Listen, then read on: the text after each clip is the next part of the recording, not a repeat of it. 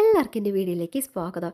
അപ്പോൾ ഇപ്പോൾ ഭയങ്കര ചൂട് സമയമാണല്ലേ. ചൂട് സമയമാകുമ്പോൾ നമുക്ക് എപ്പോഴും ഒരു തണുപ്പ് ആഹാരം കഴിക്കണം, അല്ലെങ്കിൽ തണുപ്പ് ജ്യൂസ് എന്തെങ്കിലും കുടിക്കണം, അങ്ങനെയൊക്കെയാണ് നമുക്കൊരു ടെൻഡൻസി വരുന്നത്. അപ്പോൾ ഞാൻ നിങ്ങൾക്ക് അടിപൊളി ഒരു ഹോം മെയ്ഡ് ഷാർജ പറഞ്ഞു തരട്ടെ. ആദ്യം നമുക്ക് പാൽ വേണം. പാലെന്ന് പറയുമ്പം നമ്മൾ ഒരു ദിവസത്തിന് മുമ്പ് തന്നെ ഫ്രീസറിലിടണം. അപ്പോൾ തന്നെ ഈ പാല് കട്ടിയാവും കേട്ടോ. കട്ടി പാലാണ് ഇതിനാവശ്യം.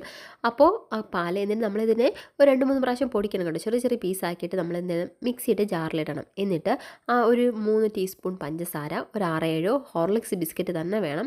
എന്നിട്ടൊരു 3 ചെറുപഴം, എന്നിട്ട് പീനട്ട് കടല, നമ്മൾ സാധാ കടല, 3 ചെറിയ പാക്കറ്റ് ഹോർലിക്സ്. ബൂസ്റ്റ് ചേർക്കരുത്, ഹോർലിക്സ് തന്നെ ചേർക്കണം. എന്നിട്ട് നിങ്ങൾ ഒരു പേസ്റ്റ് രൂപത്തിൽ, ഒരുപാട് പേസ്റ്റ് ഒന്നും രൂപത്താക്കണം, ഒരു ലൈറ്റ് പേസ്റ്റ് രൂപത്തിൽ നിങ്ങൾ എന്താക്കണം, ഒന്ന് മിക്സിയിലിട്ട് അടിക്കണം. എന്നിട്ട് ഒരു വാനില, ഞാൻ വാനിലയാണ് എടുത്തിട്ടുള്ളത്. ഇതിന് വാനില ഐസ്ക്രീമാണ് ഏറ്റവും ടേസ്റ്റ് ആയിരിക്കും. കഴിച്ച് നോക്കണം കേട്ടോ, ഒരു രക്ഷയുമില്ല, അടിപൊളിയാണ്. അപ്പോൾ നിങ്ങൾ